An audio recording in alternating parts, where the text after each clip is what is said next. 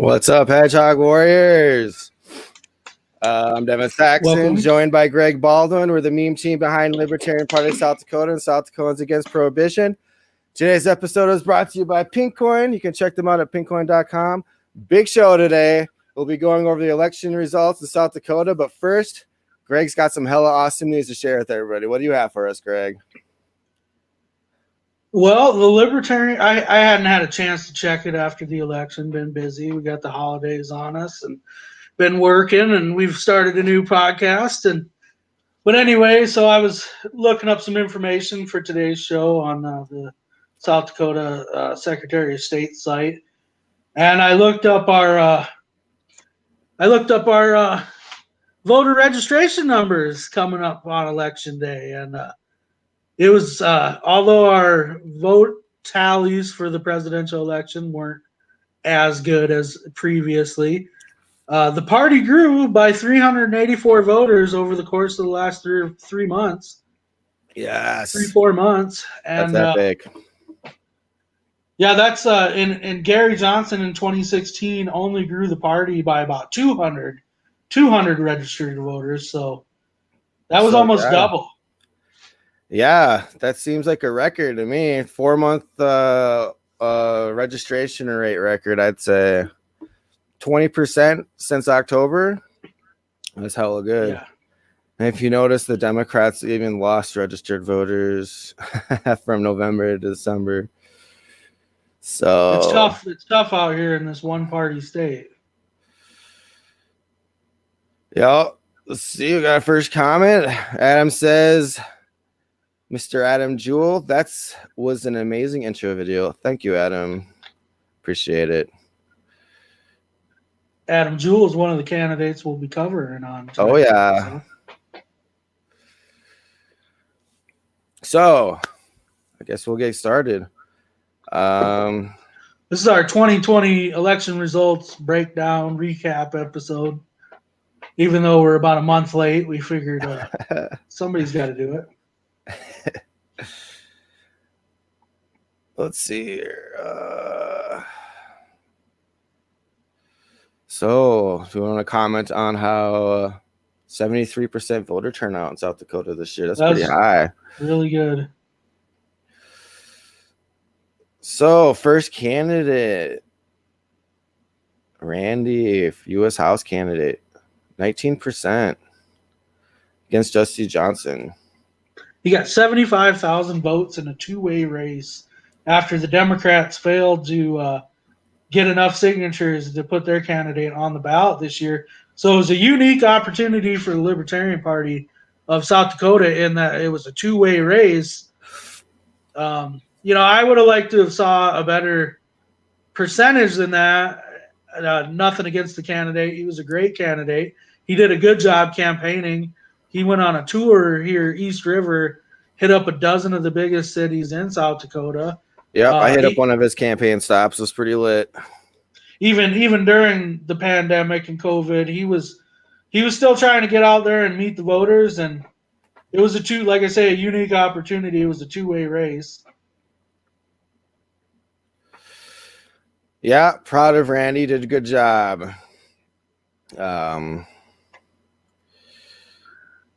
Oh wait, we need to add this to stream. All right, let's move on. Oh yeah, Adam says can't talk about me without me joining you. Well, click the link in the description, man. Join us. Speaking of, I should probably get that phone line scrolling. Call the number if you want to call in. You don't have to stay on for very long if you don't want to. You can just say what you want. There we go. Phone number is 605-857-3387. All right, on to the first candidate. Oh, it's me. Damn. Well, Devin Saxon, Public Utilities. Sorry. You're fine. I feel weird talking about myself anyways. So yeah, I got 5%. I'm super stoked about that. That was actually the second best public utility commissioner percentage in the history of the Libertarian Party of South Dakota. 20,000 votes. I can't even know what to say. I think that's awesome. Yeah, there's only, to put it in perspective, there are only 2,300 registered libertarians in South Dakota. So to be in a three-way statewide race, and to get 20,000 votes, that actually is a task, and that is a win. Yeah, I think it's a good benchmark for statewide three-way races. I know Jorgensen got 3% in our state, so to get 5% is just I don't even know what to say. I'm just super happy and happy to have been able to do that and help out the Libertarian Party of South Dakota get ballot access. Me and Randy both got the threshold amount, and Joe Jorgensen also got the threshold too. If you're not aware, I think for South Dakota, you have to get about 2.5% in a statewide race to get ballot access without petitioning for it, which is really annoying and expensive and time consuming. Yeah, but if anybody's... Yeah, for the next 4 years, no petitioning. We're on the ballot. We don't have to worry about anything. Yeah, for anybody who's ever been out in the trenches gathering signatures, you know how sucky that job can be. So to not have to do that is awesome. And so we are grateful for all the candidates that preserved our ballot access going forward. Yeah. And then let's see. Going on next. Oh, Daryl, our state party treasurer, District 4 Senate candidate, rocking in with 17% of the vote in a two-way race. Daryl ran previously in 2018 for state house in that same district. And so this year he went for Senate, because had he not ran for office, like many of the candidates that we're going to see tonight, had he not ran for office, we wouldn't. There wouldn't have been an opponent for that guy. Yeah, dude. Like, we've got to have opponents. We can't just let the Republicans just walk away without a challenge. Like, somebody's got to oppose them. Like, yeah, exactly. Like, we got to make them spend money. We gotta attack them. Like, there's just no way we can just roll over and just let this state be a one-party state. And we've got Adam Jewell coming on. We'll bring him on. We're actually going to move on to Adam Jewell's race next. Adam, what up? Hi, buddies. How are you guys? How are you? Senator-elect. No, I wish it would have worked. When are you going to demand a recount, Adam? That's what we really need to talk about. You know, it's I'm working with my legal team right now, and we're going through that process right now of getting everything recounted, because it turns out there's like a bunch of ballots that just showed up and there's a suitcase and all that. So I mean, I don't know, guys, but it'll be coming out very soon. Can you afford Giuliani? Even if I had the money, I wouldn't want to hire him. I'm good. Sean says, I voted for you, Devin. Thank you, Sean. I appreciate everybody's votes. Yeah, I just can't thank you enough. It's really an awesome experience doing your first campaign. Was that your first campaign, Adam? Yeah, it was the first time I ever ran for anything. So I mean, yeah, it was fun to do it, and I'm glad I had the experience to do it. And I wish I would have had better results, but I mean, 22%, I guess I'll take. So with my first time round. Yeah, dude, 21%, 22%. Pretty good numbers. Pretty solid numbers. And you're especially from with the fundraising difference that I like to think I beat him dollar-wise anyways. Yeah, for those who don't know, Adam raised it was like $500, but his opponent, Adam raised $500 to get 2,200 votes, but his opponent raised $80,000 to get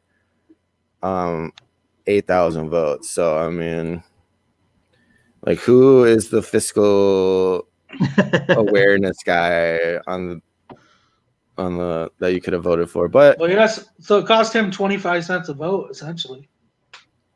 Yeah, it was like I tried doing the math on that, and yeah, I got more bang for my buck, I guess. But I like to think next time around I can maybe do a little bit better then. Yeah, a quarter a vote is way better than $10 a vote. Cost me in 2018. It cost me about a dollar per vote. So yeah, quarter per vote is great. And then Mr. Jewell is from Watertown. He's got the Watertown district. You got That's what made it nice too. Is like my district is just my city, where a lot of you guys had to go through multiple towns, multiple counties, and all that. So I mean, I had it a lot easier than the rest of you guys did. Yeah, my district's 2 counties. Mm-hmm. Mr. Oaks, who we'll be talking about in a little bit, I think he has the biggest county, or the biggest district. No, I think it might be the next person that we're going to talk about that has the biggest county. Let's scroll down. Yeah, it looks like it. Mr. CJ Abernathy. Look how big that county is. You think so? That looks pretty big. Yeah, maybe square miles. That's like an eighth of the state. CJ got 10%.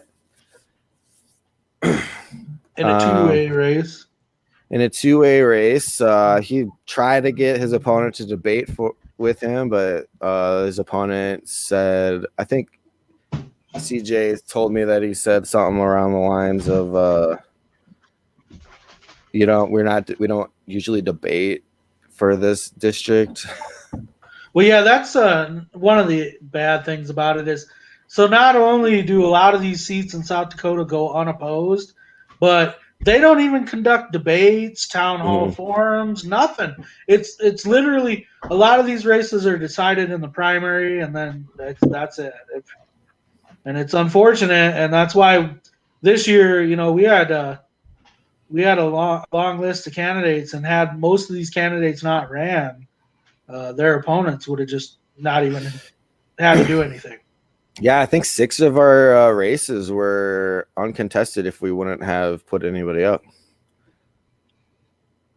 So, Kent. I think District 29. District 29, Mr. Wisely. He raised the second most amount of money of all the Libertarian candidates. I think he got over 1,000, which is pretty darn good. He's a West River candidate. 22%. So he got about the same as Adam. And this was his, I believe this was his first race too. First South Dakota race. He said he ran where he used to live. I can't remember where that. Okay. Was, but this was his first part. Yeah, I believe you're right. Yeah, he had a kick-ass gun range fundraising event, which Greg and I went to, and we got to shoot off a bunch of cool guns on his ranch. Yeah. Yeah, and you probably don't see Kent much during the winter because his driveway, oh my gosh. Yeah, he lives way out in the boondocks. He's got about a mile-long driveway through some valleys and up and down. And it's a beautiful property, beautiful land out there. We had a great time at his fundraiser. But yeah, it was just as you were driving there, you were like, yep, you don't go anywhere during the winter. But yeah, Kent actually had a pretty good debate. We broadcast that on Libertarian Party South Dakota's Facebook page.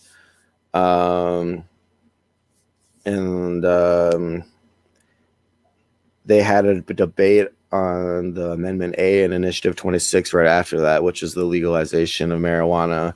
And there was a debate between Melissa Malente and, who was their opponent? I forgot, but it was a lieutenant governor's wife. But, that was a good debate to have Kent Wisely and his opponent. And then right after that, the debate on legalization. But yeah, Kent did some good stuff. He's if you want to learn more about debating Republican candidates, I'd highly suggest watching that video. It's good stuff. And then the golden child, the Libertarian Party of South Dakota, Gideon Oaks, top percentage of everybody, 29%. I know he wanted a lot more than that, but I think that was awesome that he got 29. Because you got to think, we have 1% of the registered voters as the Republican Party. So for us to pick up 30% in any legislative district is just outstanding. Like, he got more votes than how many registered libertarians that there are in the entire state just in his legislative district. Well, these are where he lives and where Kent lives. These are really red districts. So you would assume, well, okay, it's a two-way race. You know, you take for granted that you're going to pick up a lot of Democrat votes. But in some of these places, there aren't a whole lot of Democrat votes to be had in the first place. I think Gideon was telling me that like less than 15% of his whole district is registered as Democrat. So, yeah, I think that's something a lot of us faced with a lot of these races, because I mean, you even had the numbers up earlier of like the registered numbers of or registered voters in their parties in the state. And yeah, it was the same thing in my district, and I'm assuming it's probably got to be the same in CJ's and Greg's or wherever, but it's an overwhelmingly majority Republican. So yeah, like in these two-way races, you can think that like, okay, maybe I'll get all the Democratic voters, but you still have to get a big chunk of the Republican side to like abandon their normal voting thing for us to win. Yeah, exactly. It's a big uphill climb, and I'm proud of everybody that took the challenge, and I have good feelings coming from 2022. That's for sure. Especially with the registration totals that we picked up in the last 4 months. It's like, man, I bet like once we get to the 10,000 registered libertarians, we'll actually start winning seats, like with just that little bit amount. Sorry, I interrupted you, Greg. What were you saying? Oh, I was just gonna say, I think at the end of the day, we maybe not us so much, but even our presidential candidate, we inspired some younger folks that we've been talking to that are pretty interested in running for office in the next couple of years. Oh yeah. And so everything we do is just planting seeds for the future. A lot of times people like to downplay what we've accomplished but I can't speak for the last 20 years. Many of us have only been involved for the last few years, but we've accomplished a lot in a couple years. The numbers show it. Our registration numbers. I mean, we've went up about 20% in the last 4 or 5 years as far as registered voters. No, 4 or 5 months. Well, I just meant even overall over the last 5 years.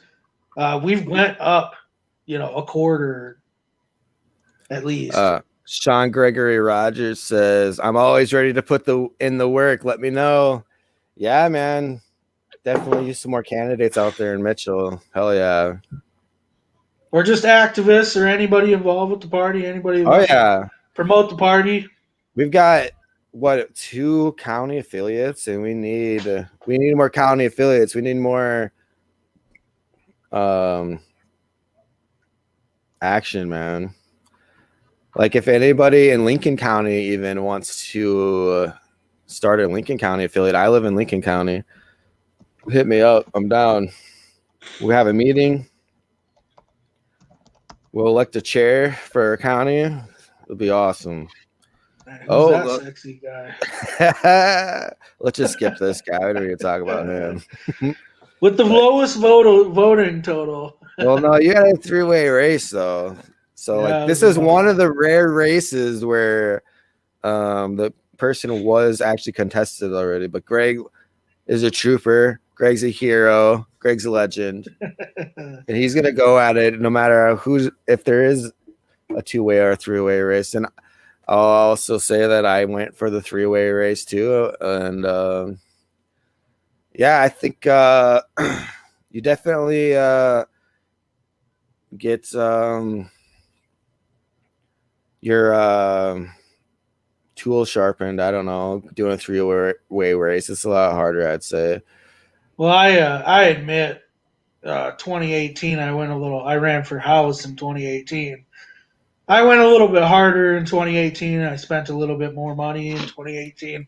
I think going into this one, I knew it was a losing race because it is a 3-way race.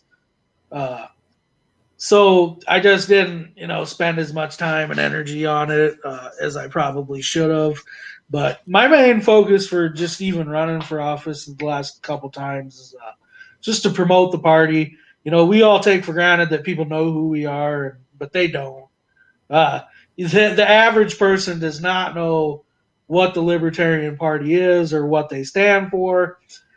So educating people. Every name on the ballot does that. Every time a voter has the opportunity to see a Libertarian on the ballot, I think it does that. Of course, the end goal is winning, but just running is good too. Was it your race that had the? I'm not sure if it was yours or not, but I think like one of the Democratic candidates dropped out somehow, but then like they appointed a different candidate. Is that your district that happened in? Yeah, so I was originally going to run for state house again because I had ran for house in 2018, and I still had campaign materials left over from 2018. So naturally, it's like, well, I'll just reuse yard signs and reuse, some of this stuff. And what ended up we have the luxury of the Libertarian Party of South Dakota of nominating candidates at our state convention, so we can actually wait until after the filing deadline for the other party's candidates, and we can kind of see who's on the ballot, see if there's any openings.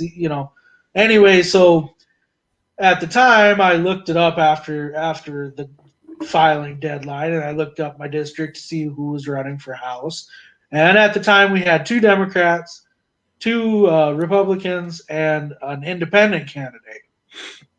And for those that don't know, state house in South Dakota, you can vote for 2 candidates. So that's why there's 2 Democrats. That's why there's 2 Republicans.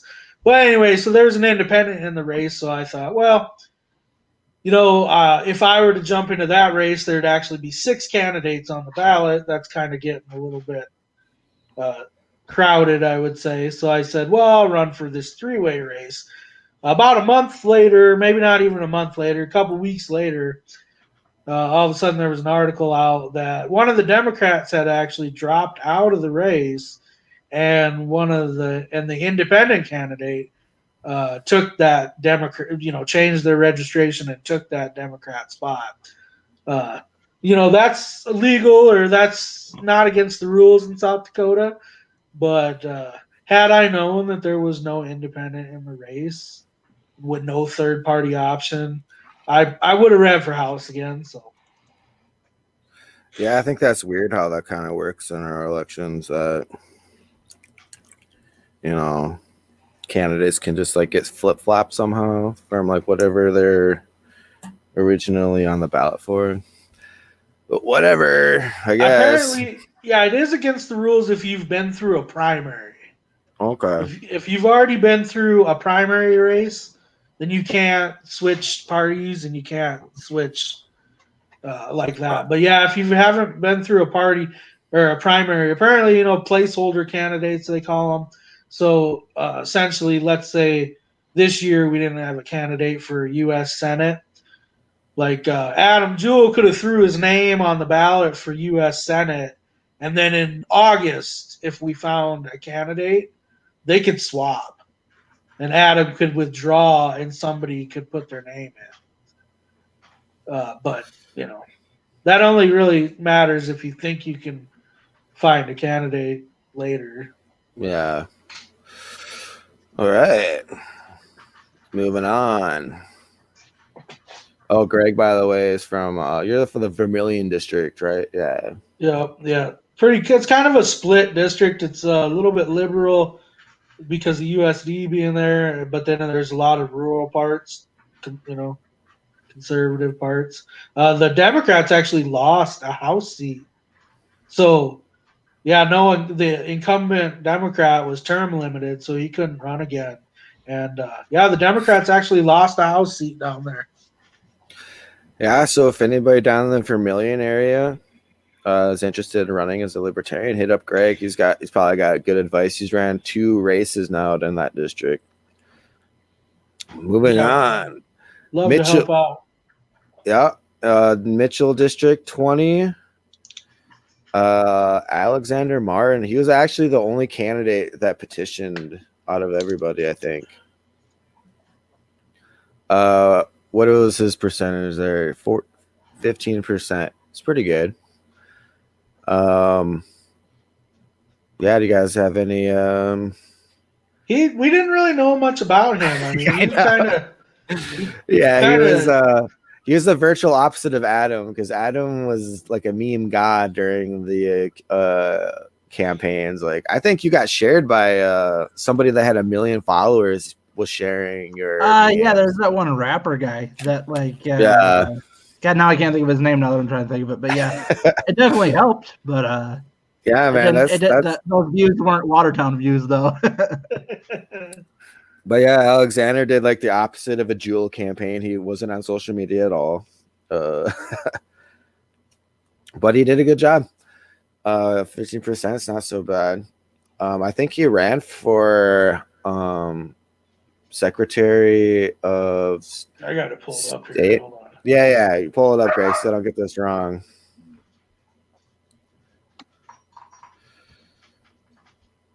I think he ran for Secretary of State. Alexander Martin ran for District 19 House in 2006. Okay. He might have ran for something else. What did he run as? Was he running as a libertarian then? Yeah, as a libertarian. Yeah, I think he might have ran for Secretary of State too back in 2002. Yeah, here there's actually an article on our website here. Let's pull it up. Is my screen showing? I think it is. Alexander Martin, Secretary of State as a Libertarian in 2012. District 19 House, as Greg mentioned, in 2006. So we kind of had like a dark period where we kind of haven't heard from him for about 14 years. And then he comes back, does 14% in a 2-way race. Pretty good. Let's go on. Moving on.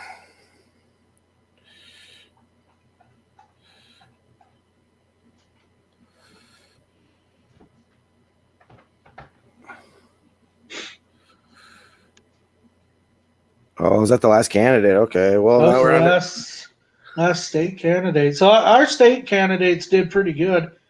So I wrote down this number earlier. So in 2018, we had 7 candidates running for state, either statewide or U.S. House. We had 7 candidates, and we got 14,770 votes out of those. Now, again, we only had about 1,900 libertarians, so to get 14,000 votes is still pretty good. But this year we had 9 candidates total, not including the president, and we got 110,308 votes. But, I mean, so give credit to Uriah running in that 2-way race. 75,000 of those votes came from him. But even so, the other 8 candidates got 35,000 votes. So I think we did pretty good.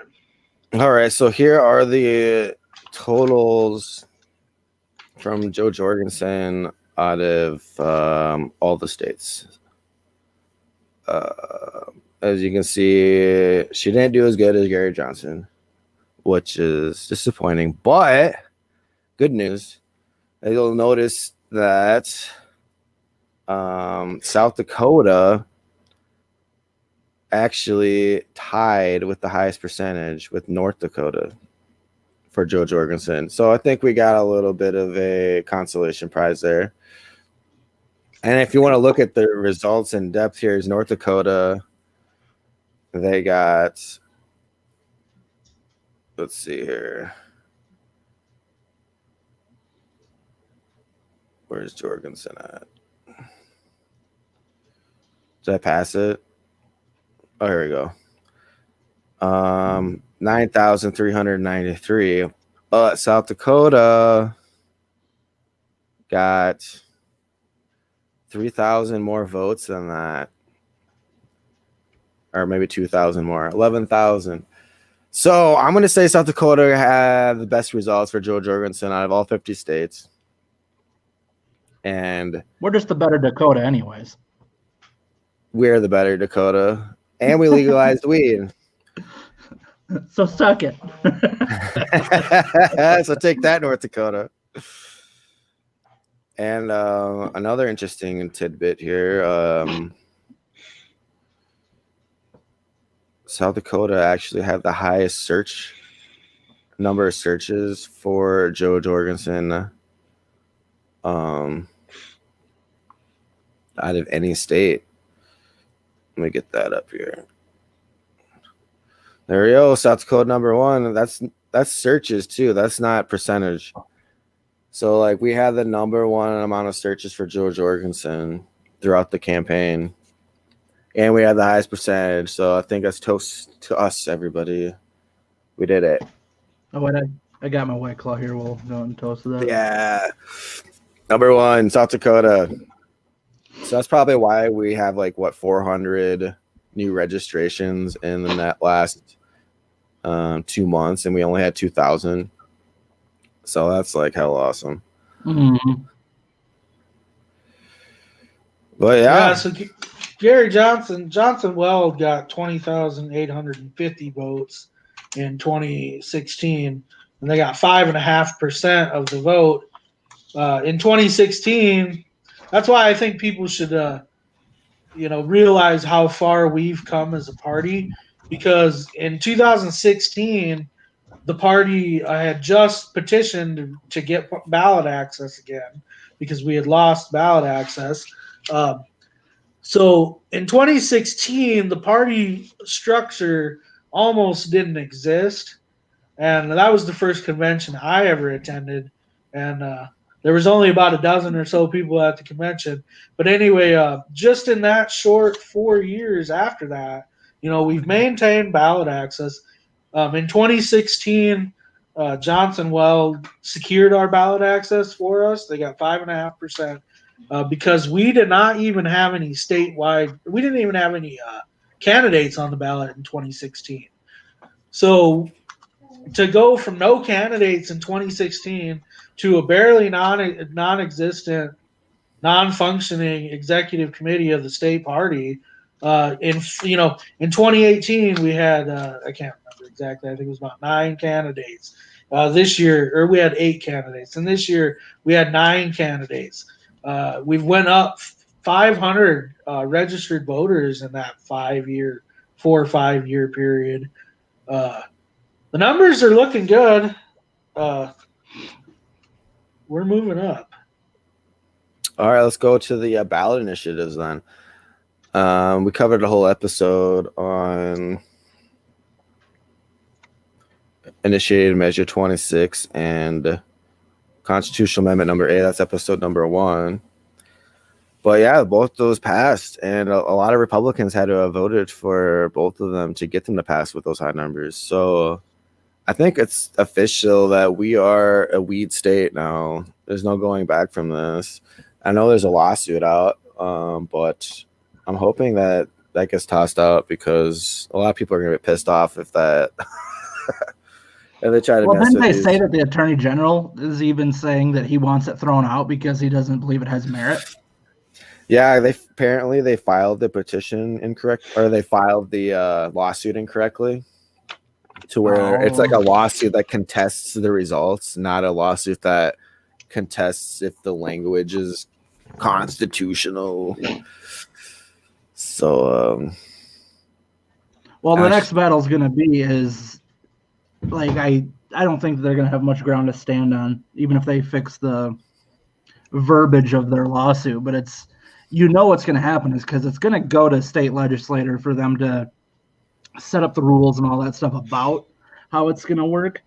But what they're going to do is make it damn near impossible for it to be affordable and for it to be an easy startup for businesses that want to open dispensaries and all that. So they're going to make it a pain in the ass. So that's going to be the next fight that we're going to have to, spearhead really.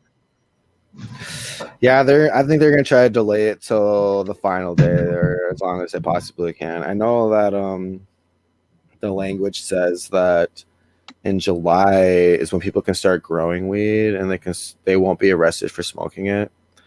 But I think they have till April 2021 or 2022, April 2022 to issue the licenses for the dispensaries. So I'm assuming they're going to drag it all the way out till April 2022 before we start seeing dispensaries. But yeah, this is a picture of the 50,000 signatures being turned into the Secretary of State. So I was like, are you really going to say that all those signatures were for nothing? Like, I just don't see how that is going to fly with anybody. Look at all the signatures. Well, worst case scenario is if they overturn it. You look at all those signatures right there. That's a bunch of Republicans too that are going to finally have had enough with their party being the ones that's like, oh, we're all for freedom, and then with a huge list of except. So, I mean, if they do that's for some reason challenge and win it, all these conservatives and Republicans, like they're just wrapping themselves in the Constitution on this matter.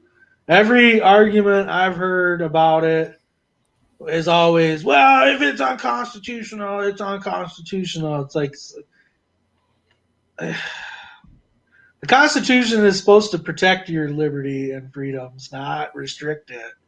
I can't imagine that, Yeah, I think their lawsuit is bull. Like, it's not different subjects. They're just making stuff up. It's all the subjects have to do with either regulating marijuana or the marijuana itself. So it's like there's only one subject. The subject's marijuana. And then their other issue is they say that it's not amending the Constitution, it's revising it. And they're like, well, that's a whole different procedure. And it's like, man, we voted. This is what we want. Like, we knew what we voted for when we voted for it. If the legislature actually did their job, there would be no need for a ballot measure in the first place, Yeah. Because they've known there's tons of polls that show maybe not in South Dakota because you don't actually want to poll the issue and find out how people feel about it, but we did just poll it on November 3rd, and that's what it came out as. The Libertarian Party put out a press release regarding the lawsuit. Should we go over that? Might as well, huh? Let's see here, bug.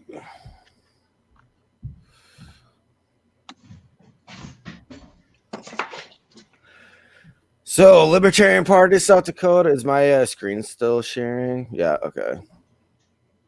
Libertarian Party of South Dakota condemns the lawsuit filed by Pennington County Sheriff Ken Thom and Highway Patrol Superintendent Rick Miller, contesting Amendment A, which passed in November with 54% of the vote. Over 500 signatures were turned in last November by South Dakotans for Better Marijuana Laws to place Amendment A measure that legalizes marijuana, on the ballot for the 2020 election. LPSD Communications Director Devin Saxon, that's me, who gathered over 500 of those signatures. Yeah, that's another thing that we should bring up. Is like, I was petitioning in the snow and the rain, and just to have them just slap me and all the other petitioners in the face, like, oh, that didn't matter.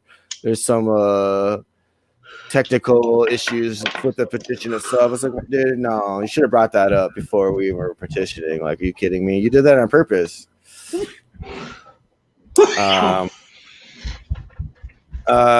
gathered over 500 of those signatures, feels that the people of South Dakota deserve better from their law enforcement officials. Citizens of this great state are done a severe disservice when public officials abuse their offices and their qualified immunity by burdening taxpayers with hefty legal expenses if and when they lose their case.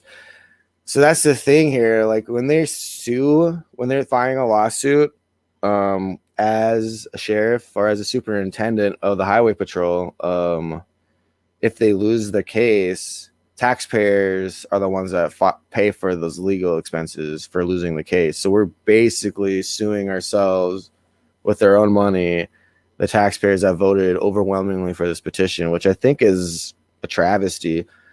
It's outrageous that can even be done. It's like if you're gonna sue the petition, you're gonna use your own money, bro. Yeah. Like why would South Dakotans for better marijuana laws have to use their own money to defend the petition that passed a public vote? Well, no, they wouldn't have had to, but they got a court to let them intervene because had they not done it, then it would have been up to Ravensburg's office to defend it, and you don't want that. Yeah, I can't believe he's still in office myself. We have a whole episode 2 about that if you want to know why. Check it out. Sheriff Kevin Thom and Superintendent Rick Miller are tasked with enforcing the laws of South Dakota, not shaping those laws.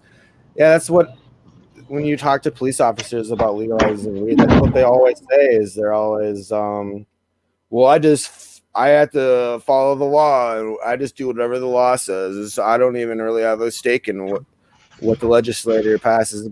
But when we actually do legalize weed or something, that's why is it law enforcement? Oh, we gotta take that back. We gotta find a way to kill that.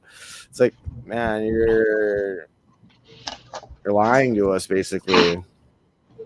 Yeah, and you'd think that a lot of these guys it's unfair to.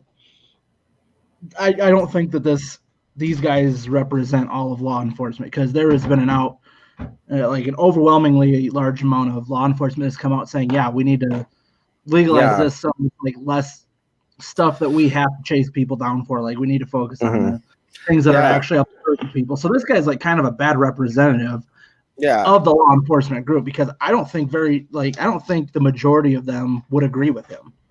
Yeah, I even had a few police officers sign my petition when I was petitioning. So I know not every law enforcement officer is against this.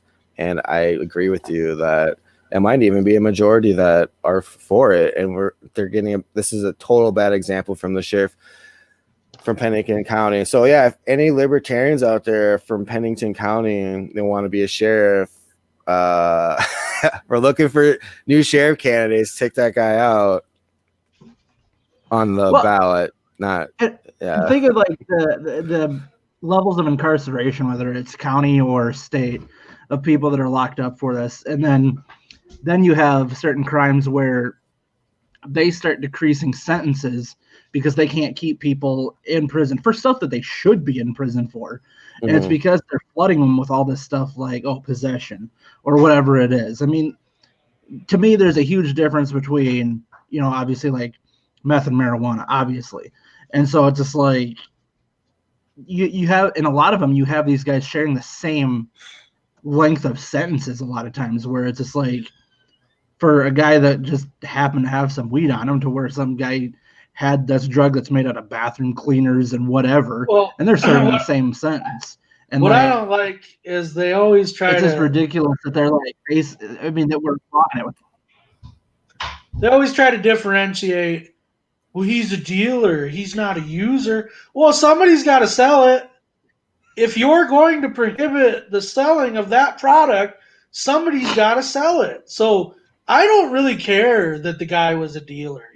Even to this day, when we start talking about expunging records in a lot of cases, they don't expunge the records of the dealers.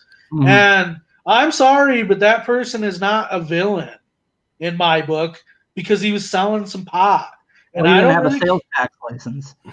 Yeah, well, honestly, that's a lot of what it comes down to. But he's not automatically a villain, and I don't care that he had 5.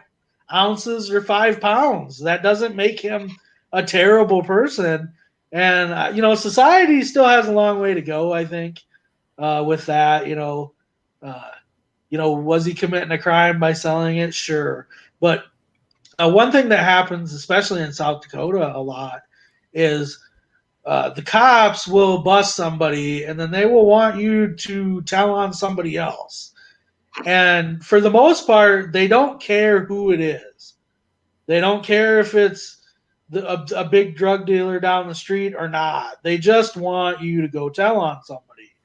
And so, a lot of people get caught up in that system where they're not necessarily drug dealers. Did they get caught selling something? Well, sure, because they have friends and they're human beings. And if their buddy comes up to them and says, hey, can you score me a couple grams of this? And you happen to know a guy down the street that has that, well, guess what? You'd probably help your friend out, would you not? Mm-hmm. But if that guy's wearing a wire on you or that guy's telling on you, you're a drug dealer. Mm-hmm.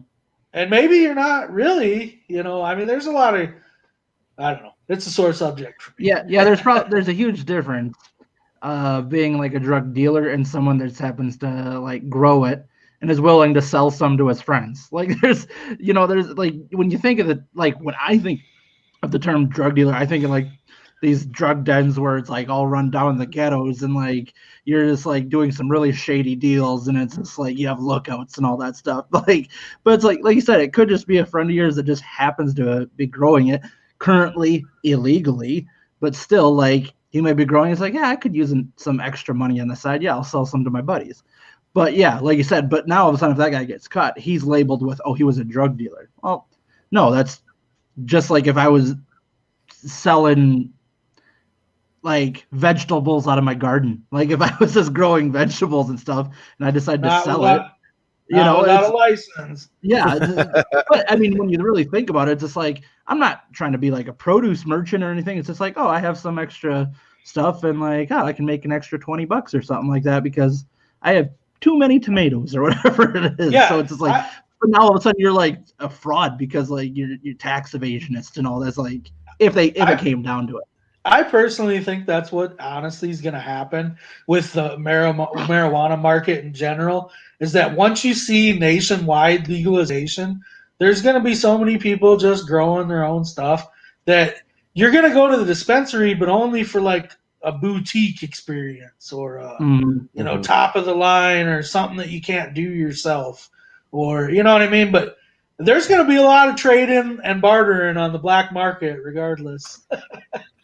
Sean Gregory Rogers says, keep pushing rec and medical in South Dakota. Yeah. I hope we don't have to keep pushing. I hope it just goes through and we can move on to other topics. Another thing that grinds my gears about the whole situation is how Kristi Noem said that we're going to have to grow government and there's going to be more government regulations to legalize marijuana. And it's just like, are you crazy, lady? No. There will not be more regulations. There'll be less because you're not going to be have to worry about putting like half the prison population in jail over weed anymore. Like, are you kidding me? Well, that was just like with when she finally came to terms with hemp and like before she was okay with hemp, she's just like, oh, well, now we have to do all this regulations. Like only because you're saying that we have to add regulations. Like why would it matter? Like, because they're like, oh, well, we need to have government entities to moderate the hemp and make sure we're not growing anything bad and blah, blah. And so it's like, that's what the private industry is for. Like I've made the comparison that like I work in steel manufacturing. We don't have the government coming in to make sure that our steel is good and that we don't have bad steel. That's something that we have to do because if we sell bad steel to a customer, we look really bad. Like it's just, and then we lose our business. It's just how it goes. So that's the thing that people do not understand when they think that the Republican Party is all about your freedoms and your rights. It's like, no, anytime that it's like something that we want or something that we think doesn't need to be regulated, they feel that they need to have their say in it. They need to have their hands on every sort of transaction that's out there. And it's ridiculous because the only reason they think that is because they want to, because they know that they can get revenue from it. That's all it comes down to. Well, think of the children, Adam. Yeah. I'll worry Stop about my own kids. Like yeah, but with the whole regulation issue, it's like once again, it's just pointing out the hypocrisy of the Republicans in general. Is that are you not in favor of low and reduced regulations? South Dakota is in one of the top 10 for like least regulated states.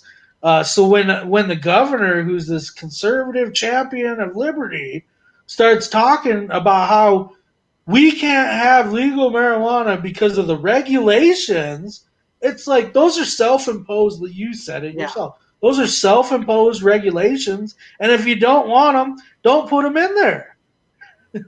Yeah, and one of the things I think about a lot is that, where was I going? It's that with one of the things that they're going to try to bring up is this, like, oh, well, we need to regulate the marijuana to make sure that, like, we're not getting anything bad in there. It's like that's the whole point of why we legalized it. It's because, like, you go to a shady dealer who maybe puts some in their marijuana or whatever that is actually bad for you, or that does contain like an addictive substance, something like that. It does happen. They lace. How about use the vape example that all those Right. a year ago, all those knockoff vape cartridges were going around.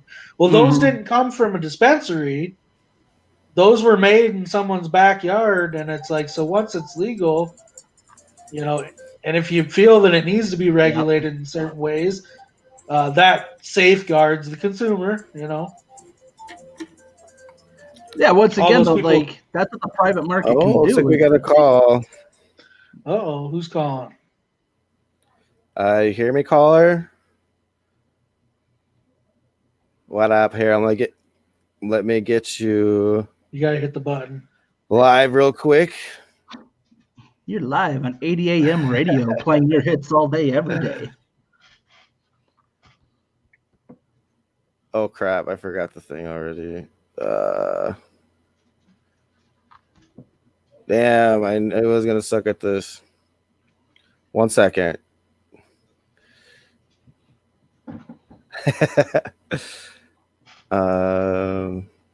Share audio. Awesome.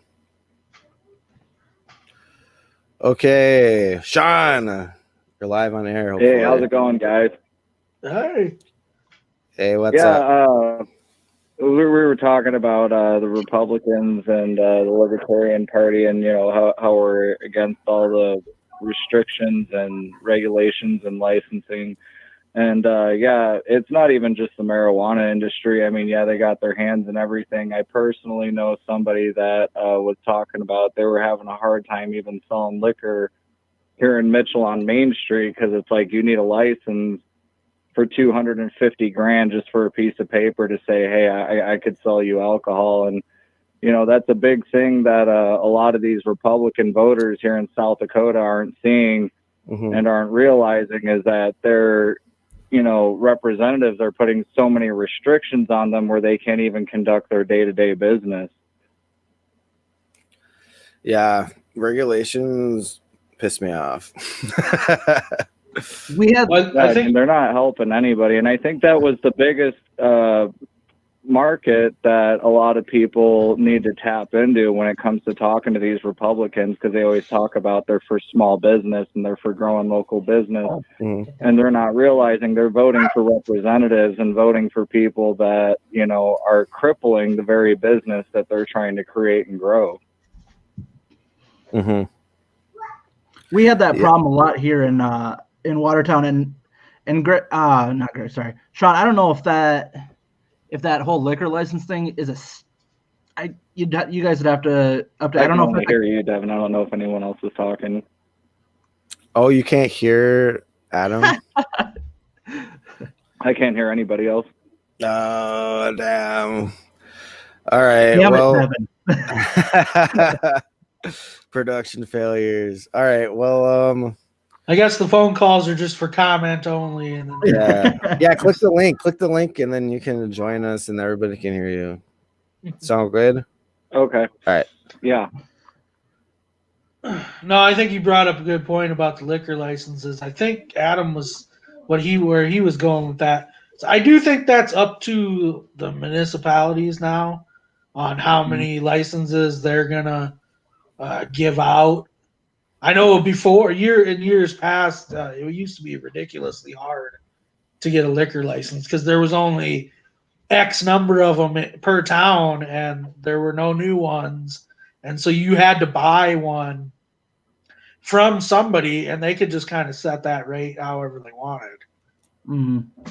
Yeah, with I know around here that and yeah, like I said, I think it's a municipality thing because I think getting a beer license is pretty cheap and pretty easy to get. Like I don't think there's limits on that, but with liquor license, I know that there's limits per either it's county or town or whatever it is or however they or district may. I don't know how they do it, but it's just like once again, I think it's they put there in place, and I know Watertown's really guilty of this. That we set up a lot of these like I guess regulations and limits because we want to protect businesses or something, but it's like at the same time you have to let business evolve, like, and that includes like businesses die out. I know that's not like a popular thing to think of, is that certain businesses just need to die off if they're not a good business.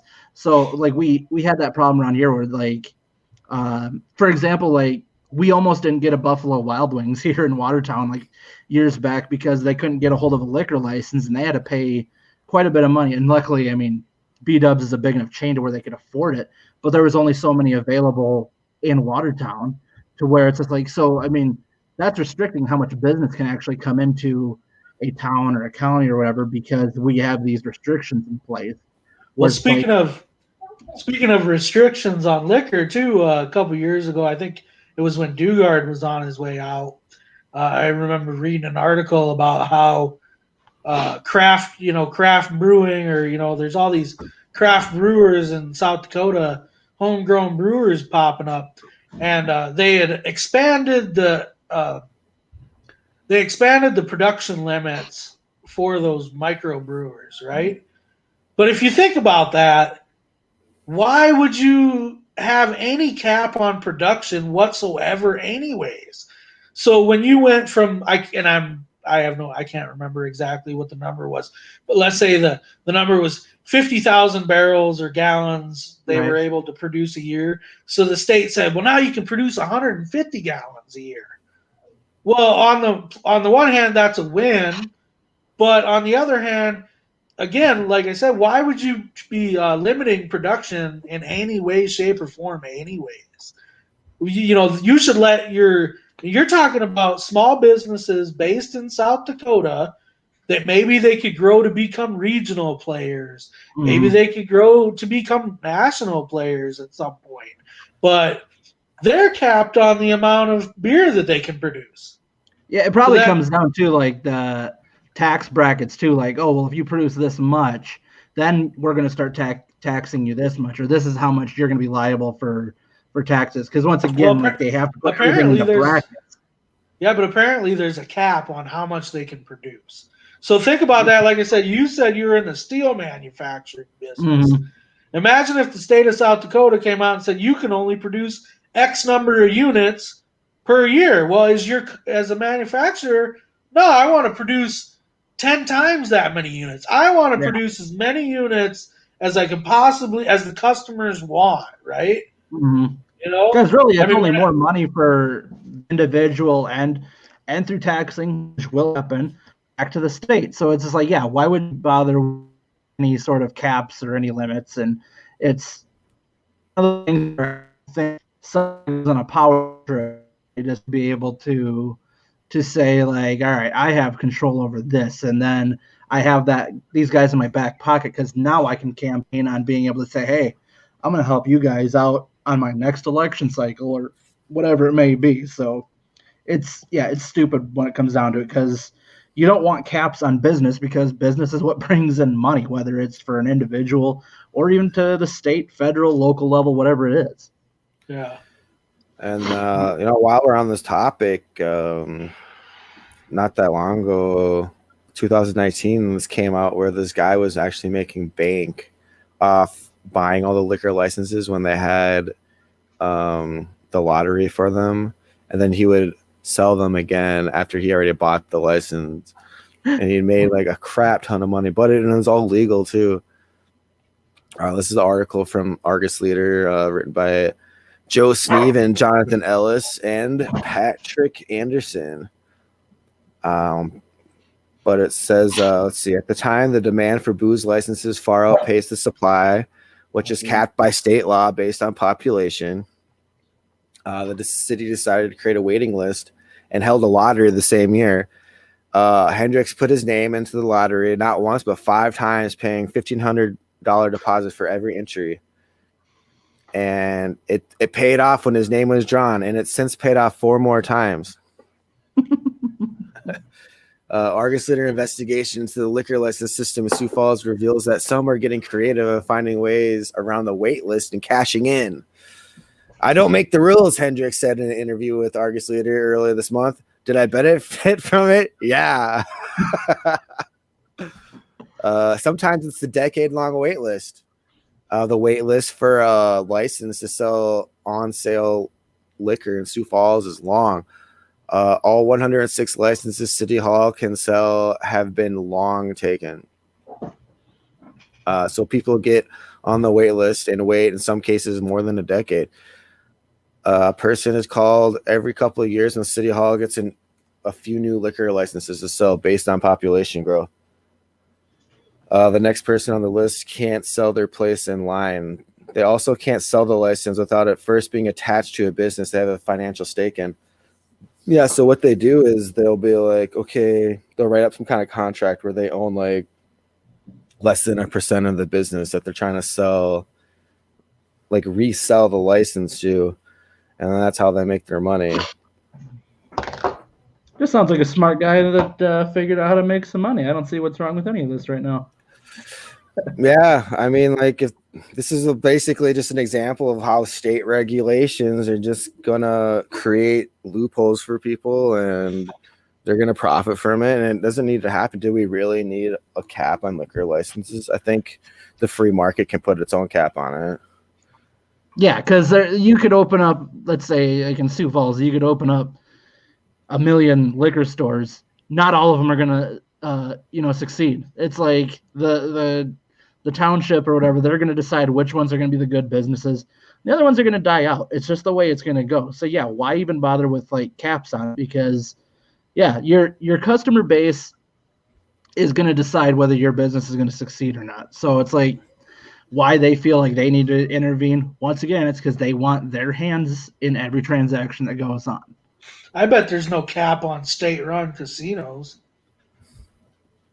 Probably Video not. lottery, how there's a freaking little corner store casino on every corner and every gas station in the whole Yep. freaking state. Yeah, I bet there's no cap on that. But, we'll put – and that's because the state has a direct, involvement in that. My brother's brought it up a couple times that how much of an insult it is that the state has a video lottery advertising budget. I'm not against video lottery or gambling or any of that shit, but we don't need to advertise it. That's it sells itself. Yeah. The people that want to do it are going to go do it. They don't need to be advertised to. Well, Yes. and the dumb thing about it too is that it's you guys might correct me if I'm wrong, is that it was initially supposed to be a way of generating revenue for education in the state, but then now they start using that money for like a bunch of different things. So yeah, I have no problem with there being video lottery machines, and I don't think it should just be for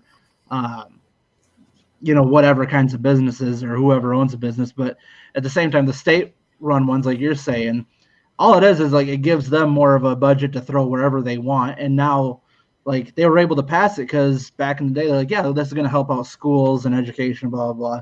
Well, then after it was established for a while, now they're like, well, we can just use that money for whatever. And we'll slowly sneak it out of, the thing that got it passed. And now we can just use it for whatever. Yeah, so this guy paid $1,500 to put his name in the hat for the lottery to get the liquor license. And when he got it, he resold it for $275,000. So this guy made Over Pretty good 200, profit. yeah, $270,000 profit, more than that. Nah, it And- said He said did it earlier. 10 times. It said earlier in the article you have to pay $192,000 to the city for one. Oh, really? Yeah, so he made about a $80,000 profit Which is still a pretty good chunk of change. Oh, yeah. for just reselling some shit from the city. That if the city would just get the fuck out of the way in the first place, we wouldn't need to resell them, right? Yeah. Like That they're guy creating- literally did nothing other than sign papers, and like that's all it was. And he made 80 grand. I mean, like that guy didn't have to leave his chair. Well, Yeah. that's why the argument always is that you gotta be rich, and if you're in the good old boys club or if you're rich, you have all these advantages over people that don't have the funds to do that kind of shit. Because a normal person, a person working a 9-to-5 job, ain't gonna have $1,500 to just throw into that lottery for a chance. Most people aren't going to waste $1,500 on a chance to win. Mm-hmm. So he did win, I guess. He won the lottery. So yeah, I think the study says what? Somebody has figured it out within the rules how to make a bunch of money. Technically, there's nothing illegal about it, but it's not appropriate that somebody would be using it as some sort of profiteering thing. Is it not appropriate? I mean, if there's a way the government is allowing you to make money, I'd say take that advantage. I mean, it's not your fault the government allowed for this to happen. Well, and that just goes back to Greg's points. It's like whenever there's a law or a regulation in place, and I'm not one of these people that says like get rid of all laws and blah blah blah, but whenever there's something like that in place, people will find a loophole. And I mean, and like you said, rich people especially, and I'm not against rich people. I don't want to sound like one of those like people that's like, billionaires are causing the problem. But like when you have more money, you have more influence, and you can play the games, and you will find loopholes. I mean, no matter what law is out there, that's why there's lawyers, dude, because they find loopholes to get like people out of trouble. Well, the government is pricing, in this case, the city and the state government, whatever, are pricing, even I would say more middle class people out of the market. If it costs $200,000, and again, you'd have to get lucky and win a lottery to even buy it for $200,000, because otherwise you're going to buy it from a private seller and you're going to pay closer to $300,000. But just think about that for a second. In order to open a bar in Sioux Falls, South Dakota right now, you're going to spend $300,000 on a liquor license. Yep. Yeah, So not including the business that are not the building, the supplies, and all that. Yeah, you're looking at But a bar, really, honestly, it should be a cheap business to start up, right? I mean, if you think about it, like you rent out a building, and then you get an account with a distributor, and in a lot of cases, maybe money doesn't exchange hands right away, so maybe you even got a month on that. A bar used to be kind of an easy business for a person to own and operate, and you've priced a lot of people out of the marketplace at $300,000. Mm-hmm. So, do you guys want to finish up the press release, or we're going to go on to sports betting? What do you want to talk about? Let's just finish up the press release first. Also, about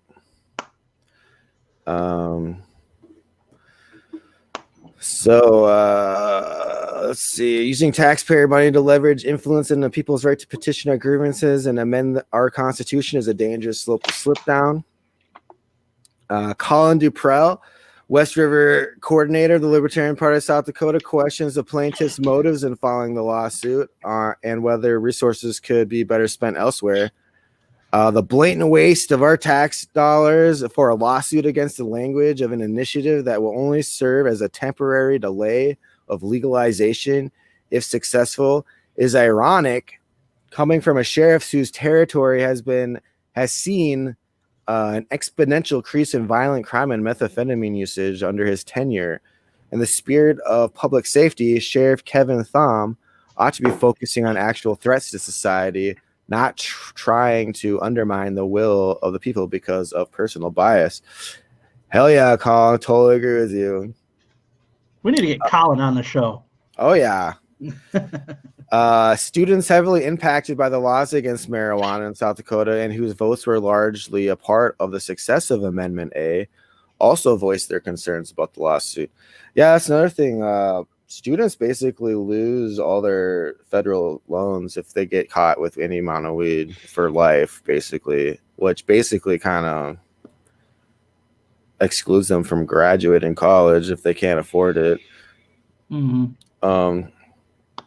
It's time for South Dakota to become truly become a safe haven for liberty and justice for all by allowing the will of the people and and 26 to go through exactly how the people intended it to be, said Students for Liberty local coordinator Corrigan Larson, up and coming rising star in the Libertarian Party Of South Dakota. Make sure of South Dakota. We get to keep his notoriety here. We don't want him venturing off to another state's Libertarian Party. We want to keep him here. Okay, let's see. All right, so we got one more thing to cover with the election breakdown, and that was sports betting, which I believe passed. Don't be betting on the Bengals anytime soon. I don't care where you can bet on them, just don't do it.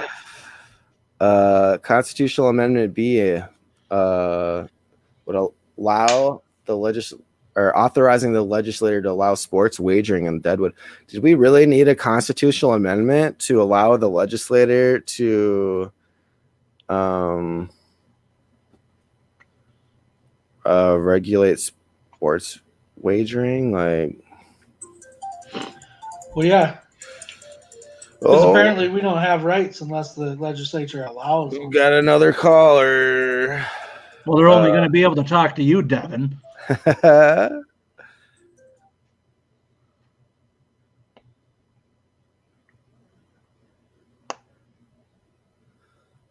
Caller number 10. Okay.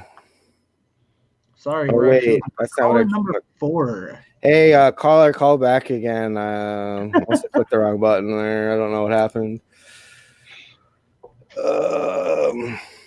Why is this only out in Deadwood? I think it covers the Indian casinos, even though it says Deadwood. But once again, why is it restricted to areas why? Well, Deadwood is the only place in South Dakota with legal gambling, even though, like we just covered, there's technically casinos on every damn corner. The only place that are allowed, like the big casinos, is Deadwood. Otherwise, the only other casinos are on the reservations. Tell Echo Chamber to click the link and they can join right on the show. They're the ones call. Hello, can you hear me? Yeah, here. Give me 1 second. I'll put you on the program. Second here.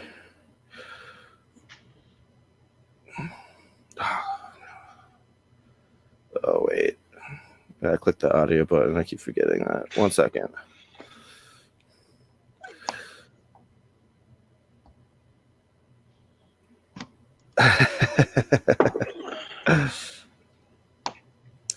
Okay, you're live on air.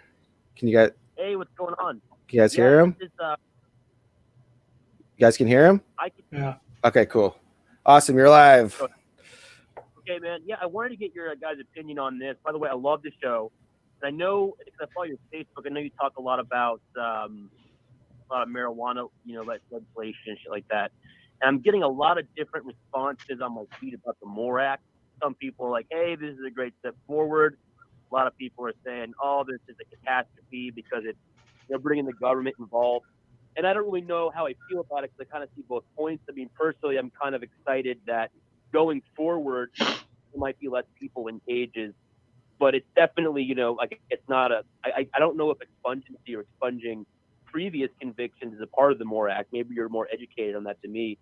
And I also just don't like the idea of the state getting involved with it. I think that it could have been done better. So I don't know. Do you think it's too much of a compromise? Do you guys think it's a step in the right direction? and then maybe the culture kind of turns around. I guess what are your thoughts on that? I'll hang up, guys, but keep it up with the show. Thank you. That was Roger Sanchez from the Echo Chamber podcast. So what do you guys think? I think I guess the one thing about the amendment that kind of bugs me, obviously, is the tax. But you know, I'm willing to make that compromise as far as the tax goes. And I don't know if it expunges people's records. I think that would have to be a separate thing to take out. But I know every other state that's legalized, not every other state, but I don't think Illinois is for sure. When they legalized marijuana, they expunged all the marijuana convictions. So, but you know, I didn't even think it would pass in South Dakota, the legalization thing. I thought that we would have to maybe wait like maybe 2 or 4 more years, maybe. But we got the 54%.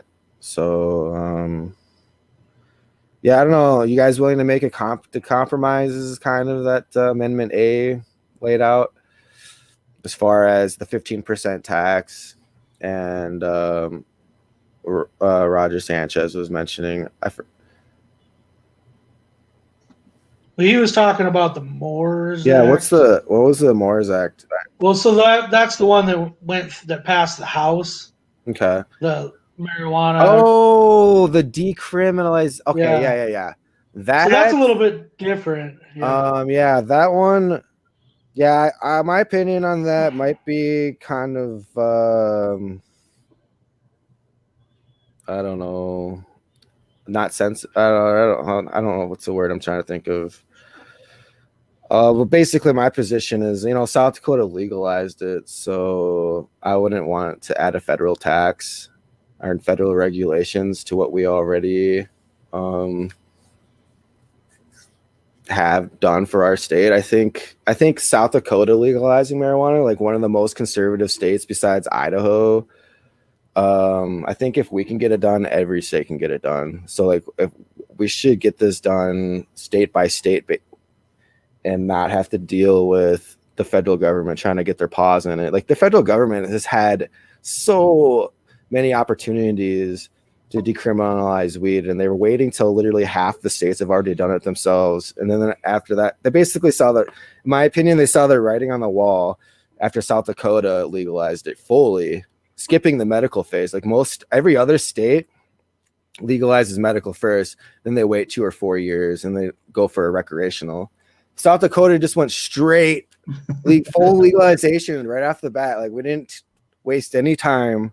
And I think if we can do it, every other state should be able to do it. And the federal government, I know a lot of libertarians are arguing that, well, let's get those people out of prison first. And it's like, well, you know, the way I see it is the government sees the writing on the wall. So they're going to try to scoop in some money with the federal excise tax of like, 5%.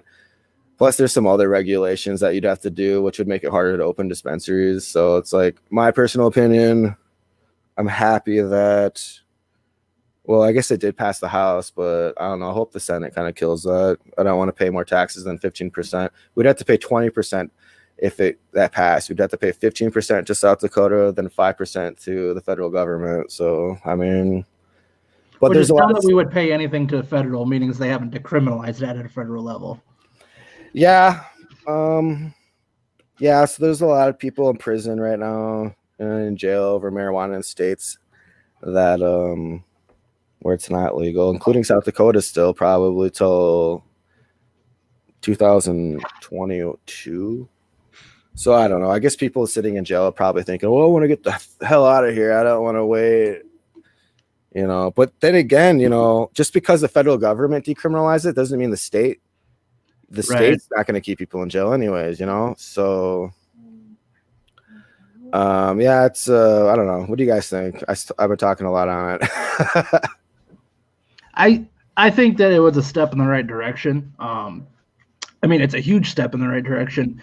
Now it's just a matter of like holding our own, like, state elected officials, whether it's the governor or our state legislative, hold those people accountable to it too, because like I said, is what I'm foreseeing is going to happen is that they're going to screw with it. They're going to make it extremely difficult because they've got these like 1970s beliefs on how marijuana works. They have such backwards opinions about it. None of them wanted it to pass. Like, I shouldn't say that. I got to believe most of them didn't want it to pass. But so like if this ever went through just the legislative level, this would have been dead on arrival. But now that it's legalized, or now that we've won that fight, we got to make sure that they don't screw everybody over on it, because that's what I feel that they're going to do, is they're going to want to find a way for them to be involved in every step of the way. Obviously, they're already trying to do it, but it's just like, if it is going to be taxed, and yeah, like the tax level of what they're doing it at is insane. But once again, we have to accept the win where it's at right now, and also like making sure that, because I believe they said that the money for this would be going towards the education department or whatever, which you guys know that I've always spoke highly of like in favor of education.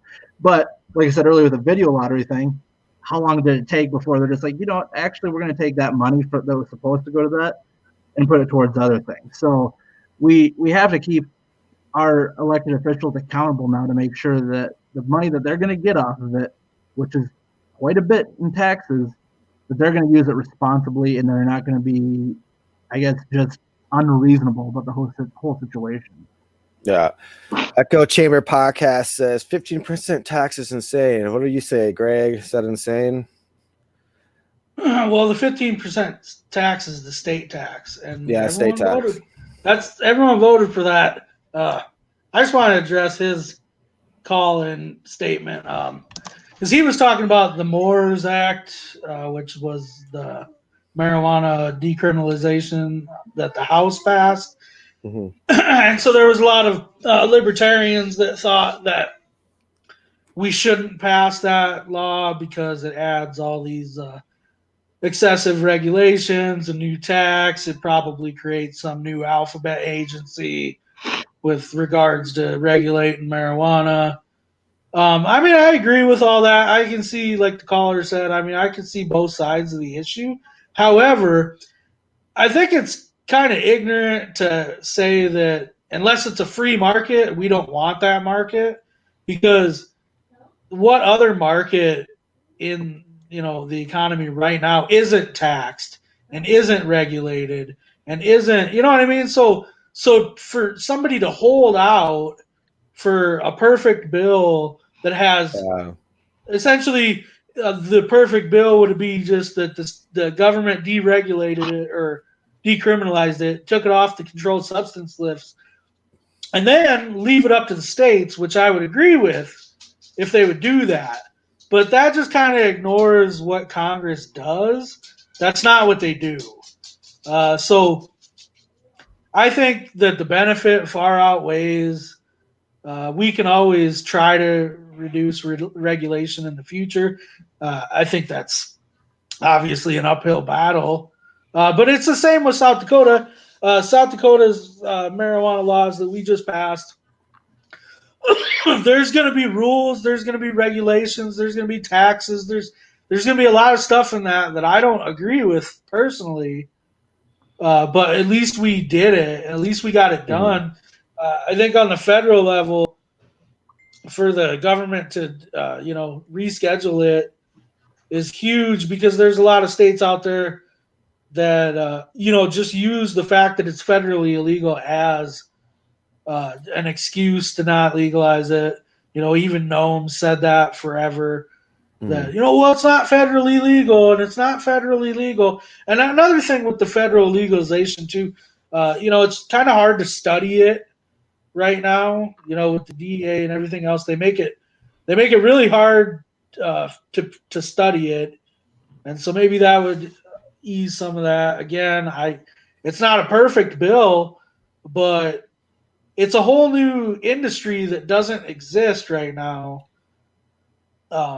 And to not let that proceed just because there's rules and regulations. I mean, every industry, there's rules and regulations, so you got to compromise a little bit.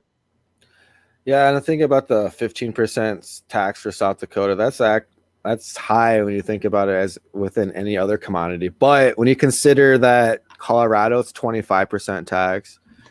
California is over 40%. I think Illinois is even more than that. So Illinois I think we is might, crazy. yeah, I think we might be the lowest tax state on marijuana of all the states that I'm familiar with that have it legalized it. I kind of said that earlier too about how I kind of envision a future couple years, 5-10 years from now, where you're not really going to that store to buy a whole lot. Either that, or let's just say that the prices, because it's no longer prohibited, and because it's no longer a black market, the prices are just going to continue to plummet. They really have. Anybody who actually has used marijuana over the last 20 years, because of all these states legalizing it, you really have seen a dramatic decrease in the cost. Even with the taxes added, you can go to Colorado right now and buy an ounce of top shelf primo weed for $200 out the door. And 20 years ago, or kind buds 20 years ago were going to run you about $400 or $500 an ounce, and that was without taxes. That was without everything. So, like I said, I kind of envision that. Yeah, the taxes are not great, but once this stuff's mass produced, commercialized, the prices are going to be next to nothing. Yep. And that's one of the reasons why I'm against the drug war, because that's what everybody's saying. Like, if we legalize all drugs, there's gonna be more crime. No, if we legalize drugs, the prices are gonna go down. People are gonna stop stealing things to buy their drugs. There's gonna be way less crime. Yeah, drugs are expensive. And you can set up you can make them go out of town to get their stuff. Like, they don't have to be. It's not going to be like you don't even have to have it in town, and they're going to go out of town to go get it. So it wouldn't be around anybody. So it'll be keeping them away from everybody. They wouldn't be stealing anything. Crime's going to go down. It's just a win-win for everybody. But yeah.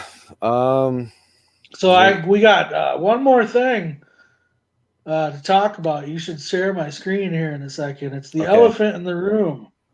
All right, elephant in the room. First of all, I'm right here, and I really wish you guys wouldn't call me that. But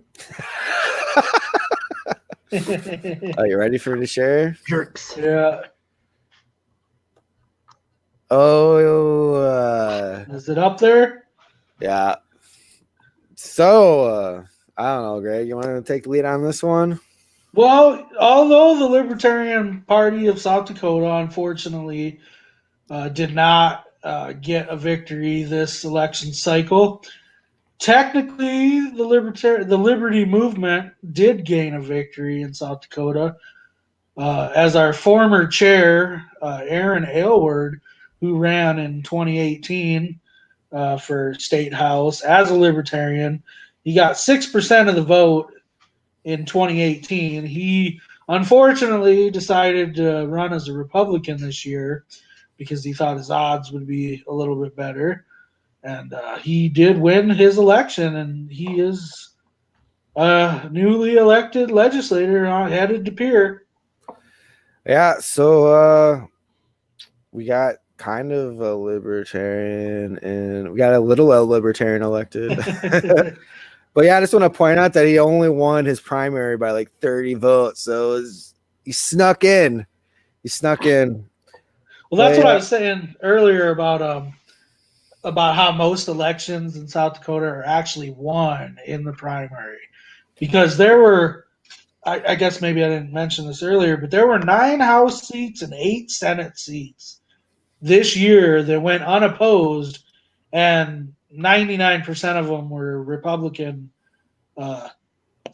Republican candidates. There was 1 Democrat that went unopposed this year. But so yeah, the Republican primaries, essentially, if you can win a primary as a Republican, your odds of winning election are pretty damn good. Yeah, that's the thing about South Dakota. We got to break this one-party spell. That's why I'm here, and I just can't stand the fact that we have as many parties as China. we're a one-party state, and it's so annoying. But I congratulate Aaron. He's actually from my district, District 6. Oh, but you can come get me. I congratulate him for winning, but we'll see you in 2 years, Aaron. We're gonna get a libertarian candidate in District 6. We'll see if you can win with the libertarian on the ballot with you. I think he's a pretty good principled candidate. I mean, you can't go from being the chair of the Libertarian Party to, not all of a sudden being good for the liberty movement in general. But so it is a victory. However, I don't think it's going to lead to some massive wave of freedom. That's why I've always been focused on the Libertarian Party of South Dakota. Is we need more representation. We need that golden wave to sweep. We need 3 people. 3 different. If you have Democrats, Republicans, and Libertarians, and peer. I think we're going to all be a lot better off. One party rule is not good for anybody. So just winning as a Republican doesn't do as much for the liberty movement as if somebody was elected as a libertarian. Yeah, because if you'll notice, 15% of he got 15% less than Ernie Otten. So there's a big swath of Republicans that are not on board with the libertarian message, who either just didn't vote for a second choice or even protest voted for the other establishment party, the Democratic Party. Oh, yeah, that's weird. They left quite a few votes on the table. Yeah. So but yeah, I commend everybody that runs for libertarian, even knowing that the chances are really small right now. But if you think about it, like we brought up at the beginning of the broadcast, our registration numbers are skyrocketing. We have 1% of registered voters, less than 1% of the registered voters of the Republican Party. So for any candidate to get 20%, 22% like Adam did, or 29% like Gideon, that's hella good. And that's basically building a foundation to where like we have a solid chance of getting up to 40, 50 percentiles within the next coming elections. And that's going to be the historical memorable. Oh my God, I can't talk right now. Memorable. That's going to be the memorable moment. Is when we actually get our first libertarian elected in South Dakota. That's going to be an awesome. Actually, we have had a libertarian elected. We had a city council in Rapid City. Lance Lehman got elected. So like there's opportunities out there, especially in the smaller offices like county commissioner, city council. So we're going to be kicking ass and taking games imminently. I'm really excited to do it all again. Whatever 2022 brings. I'm just excited to. I mean, I had a lot of fun doing it. I mean, I had a cool opponent. Like I said, we're friends. So like we talk and all that. So I mean, it was a good way to break into it. I guess that I wasn't scared off. I wasn't like met with like a bunch of like apprehension and all that stuff. And I got to meet a lot of cool people. And yeah, I mean, it was cool. I want to do it again, and hopefully next time, win. Yeah, I've got big hopes for 2022. I think we're going to get that finish line crossed by somebody, and the anticipation and figuring out who it's going to be is addictive, I think. Well, we got the opportunity, like I said earlier, about how we can nominate candidates at convention. So we can always wait until after we see what the election's going to look like, and then if there's opportunities, then take them. Mm-hmm. Before we go, let's go through how many signatures you need to even run. Like for anybody interested in running as a libertarian. Isn't it like one? Yeah, like the most it'll be is 3. Yeah, it's a percentage of how many libertarians are in your district. Here we go. I got it right here. We'll get it on screen.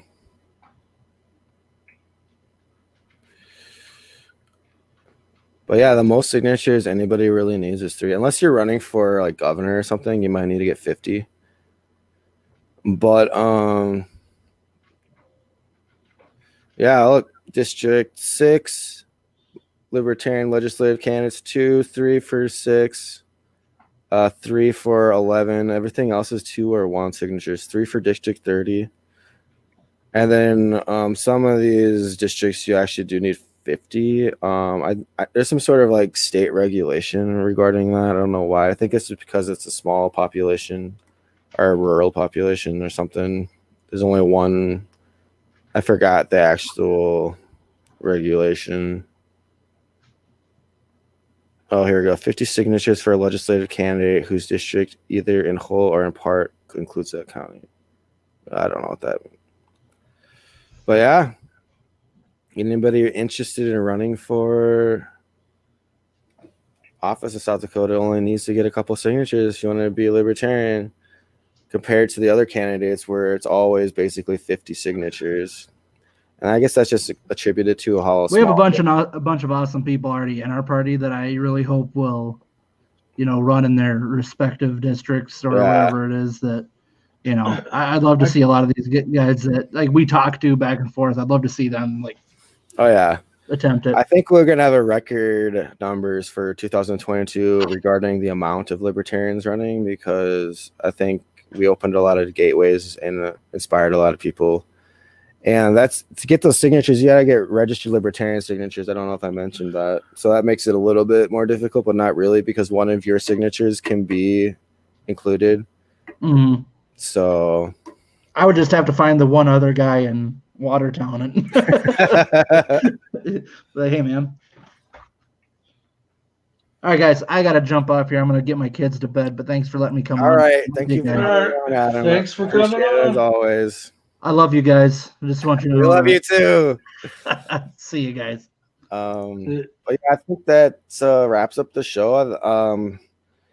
Make sure to tune in to episode 4. We're gonna have a special guest, Lisa Marie Nolan. She is the former chair of the Minnehaha County, the Libertarian Party in Minnehaha County, and she's the I think deputy director of Americans for Prosperity, and she's gonna talk about what they've got going on this next election cycle. They're focusing on civil asset forfeiture or reform as well as education, and I think that's going to be a pretty big episode. So make sure to tune in next Sunday at 7:00. Do you have any final thoughts, Greg? Not really. I think there's a lot to be happy about, even though the election may not have went as well as we had hoped.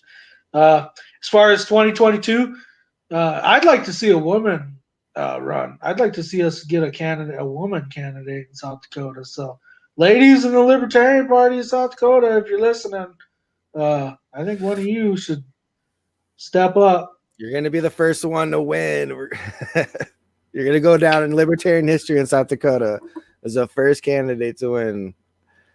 But okay, we got final little quote here from Babe Ruth, and then we'll sign out. You just can't beat the person who never gives up. Thanks for tuning in. We'll be here next Sunday at 7 p.m. See ya. See ya.